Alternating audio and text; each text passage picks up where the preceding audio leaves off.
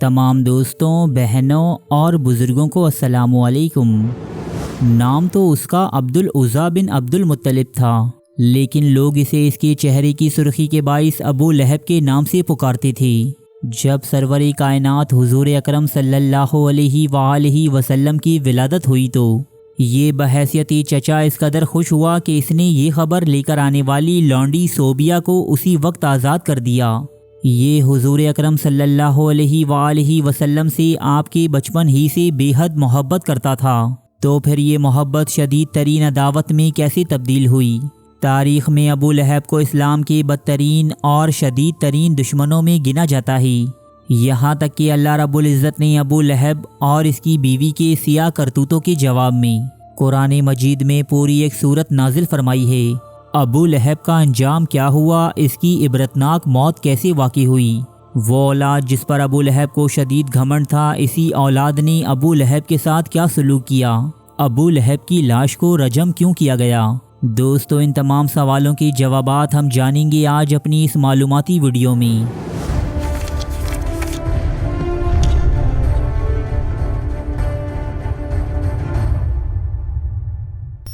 حضور اکرم صلی اللہ علیہ وآلہ وسلم کا چچا ابو لہب قبیلہ قریش کا ایک بہت ہی دولت مند اور مالدار شخص تھا، جس کا کاروبار لوگوں کو سود پر قرضے فراہم کرنا تھا۔ یہ ایک انتہائی بدعنوان شخص تھا جس پر خانہ کعبہ کی مقدس چیزیں چرانے کا الزام بھی تھا۔ یہی وجہ تھی کہ جب حضور اکرم صلی اللہ علیہ وآلہ وسلم نے مکہ کے لوگوں کو دین حق کی دعوت دی اور انہیں برائیوں سے روکا، تو ابو لہب آپ کی سخت خلاف ہو گیا تھا۔ جس وقت حضور اکرم صلی اللہ علیہ وآلہ وسلم نے صفا نامی پہاڑ پر چڑھ کر قریش مکہ کو پکارا اور ان سے دریافت کیا کہ اگر میں کہوں کہ اس پہاڑ کے پیچھے سے ایک زبردست لشکر تم پر حملہ کرنے والا ہے تو کیا تم میری بات کا یقین کر لو گے؟ وہاں موجود تمام لوگوں نے آپ کی بات پر لبیک کہا۔ پھر آپ صلی اللہ علیہ وآلہ وسلم نے فرمایا کہ میں تمہیں ایک ایسی عذاب سے ڈرانے آیا ہوں کہ جو اس لشکر سے بھی زیادہ سخت اور خطرناک ہے۔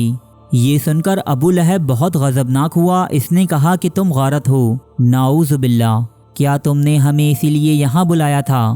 بعض روایات میں یہ بھی درج ہے کہ کوہ صفا کے مقام پر ابو لہب نے آپ صلی اللہ علیہ وآلہ وسلم کو قتل کرنے کی خاطر ایک پتھر بھی اٹھا لیا تھا۔ ظہور اسلام کے آغاز سے ہی ابو لہب اپنے ہی بھتیجے حضرت محمد صلی اللہ علیہ وآلہ وسلم کا جانی دشمن بن چکا تھا۔ یہ دعوت حق کو نقصان پہنچانے کا کوئی بھی موقع ہاتھ سے نہ جانے دیتا، یہاں تک کہ جب حضور علیہ الصلوۃ والسلام کے بیٹے ابراہیم کا انتقال ہوا تو یہ بہت خوش ہوا۔ یہ دوڑتا ہوا اپنے دوستوں کے پاس پہنچا اور کہنے لگا کہ آج محمد ابتر ہو گیا، یعنی محمد کی نسل باقی نہ رہی۔ نعوذ باللہ۔ حج کے دنوں میں بھی یہ حضور اکرم صلی اللہ علیہ وآلہ وسلم کے پیچھے لگا رہتا۔ یہ آپ کو اس قدر پتھر مارتا کہ آپ کی ایڑیاں خون سے تر ہو جاتیں۔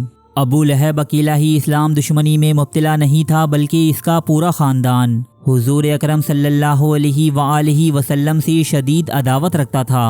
ابو لہب کی بیوی ام جمیل حضرت محمد صلی اللہ علیہ وآلہ وسلم سے دشمنی اور بغض میں اپنے شوہر سے بھی حد درجہ آگے تھی۔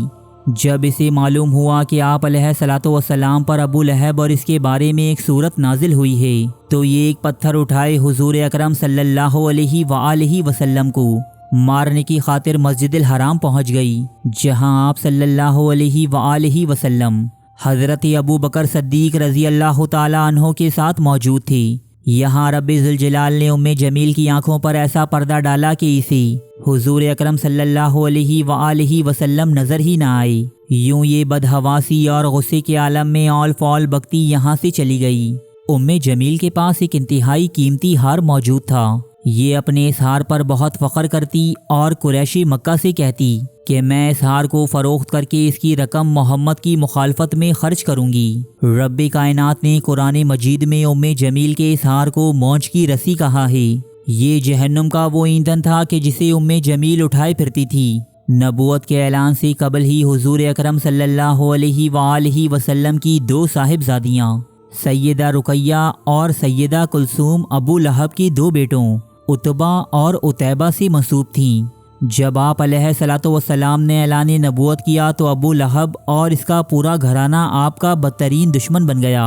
ابو لہب نے اپنی دونوں بیٹوں کو حکم دیا کہ وہ حضور اکرم صلی اللہ علیہ وآلہ وسلم کی دونوں بیٹیوں کو طلاق دے دیں۔ یہاں ابو لہب کے بیٹے عتیبہ نے نہ صرف طلاق دی بلکہ اس نے آپ علیہ الصلوۃ والسلام کی شان میں بدترین گستاخی بھی انجام دی۔ مذکورہ واقعی کو ابن عساکر حبار بن اسود کی زبانی کچھ یوں بیان کرتے ہیں کہ اس بدبخت نے حضور اکرم کے ساتھ درست کلامی کی اور گستاخی کے علاوہ ایک بہت بڑا جرم یہ کیا کہ اس نے چہرہ انور کی جانب منہ کر کے تھوکا، مگر وہ ناپاک تھوک آپ پر گرنے کے بجائے دور جا گرا۔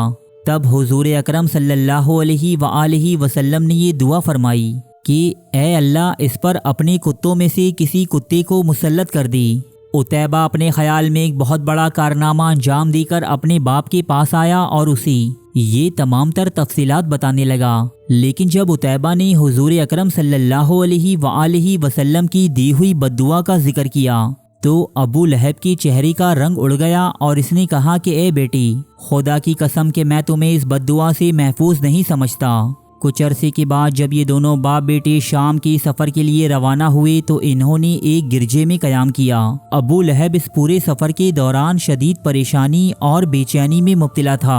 اس نے اپنی ہمراہیوں سے درخواست کی کہ وہ سوتے وقت ایک گھیرا بنا لیں اور اس کے بیٹے عتیبہ کو درمیان میں سلائیں۔ قافلے والوں نے اس کی ہدایات پر عمل کیا، لیکن رات گئے نہ جانے کہاں سے ایک شیر ظاہر ہوا جس نے کسی اور انسان کو کوئی نقصان نہ پہنچایا اور یہ سیدھا عتیبہ کے پاس پہنچا اور اس کا سر چبا ڈالا۔